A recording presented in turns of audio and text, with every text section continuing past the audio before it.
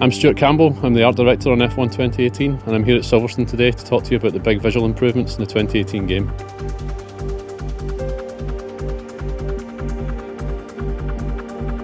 The first thing I looked at when I joined the project was where F1 2017 was visually and where we could make the biggest visual wins in the time frame that we have. And the biggest win for me this year has definitely been the atmospheric system. Last year we only had a very simple height fog, but this year we've got a full atmospheric system that gives a greater sense of depth in the scene, and it makes for some really stunning vistas on some of the new tracks like Hockenheim and Paul Ricard, and also on some of the tracks like Spa and Austria where you've got extensive views.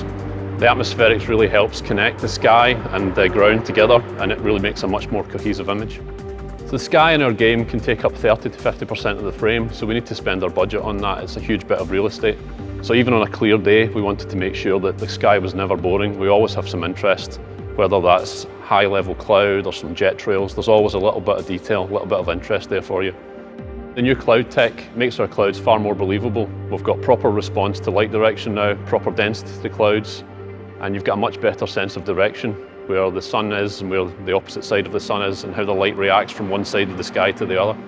We use something called image-based lighting, so everything that comes from the sky and clouds gets fed back onto the track lighting, so any improvements we make to sky and clouds is felt right across the game as a whole, and it makes a massive difference to the fidelity of the tracks. In terms of the weather and how the new cloud system affects that, the cloud shapes themselves are far more believable. They sit much better out onto the horizon, but they also have much more contrast and much more response to light. So when wet weather rolls in, you get this real angry storm feeling in the sky, and when it rolls away, you get some lovely clear views with high level cloud and contrails and things in the background. Another one of the big features on the track are the trees. Some of the tracks have a lot of trees, but again, the trees sit right in that central band where your vision is focused most. So it's important to get the trees right. The 2017 game was a little bit flat in the trees, so we've added a lot more form. We've got some new shaders on the trees, and as they roll off into the distance, we've got far more light response, even into our background low-level trees. All of this makes for far more interesting vistas again, and in combination with the work on the atmospherics in the sky, all of that creates a much more consistent package. So the environment art team this year have spent a lot of time really updating the race corridor. That's everything from the fences and the barriers, the armcos, to the track materials themselves. The game uses something called physically based rendering, and that allows us to create materials that are very believable. You should be able to basically look at any material in the game and be able to tell how that feels just by looking at it. Whether it's tarmac, glass, metal, wood, whatever it is, the surface response should be correct to what you see in real life. One of the most iconic things for me about F1 as a sport is seeing that heat haze on the start straight, the heat rising from the track, from the engine exhausts, and then the mirage effect that you see reflecting in the track. We've added a full heat haze and mirage system to our visual effects for this year, and it makes a huge difference in the replay cameras and on track when you're racing. Another one of the new visual effects features is the dust effects off the racing line. So you'll find that when a car travels just off the centre line, there's a lot of dust sits on the track. The cars will now release that dust into the air, so you'll get a visual feedback when you're actually not on the most accurate line that you should be. That dust will disperse as the race goes on, as it naturally leaves the track. And if the rain comes on, obviously it neutralises the dust as well. Our key visual goals with F1 is always to make it as authentic and realistic as we possibly can, and the cars are a huge feature of the sport. Our vehicle artists go to great lengths to scan the cars in extreme detail. They then take this scan data back and they use it as a reference check when they're modelling vehicles. They can check every single little detail out and make sure everything's in the right place, from a bolt to a screw, everything's accurately represented.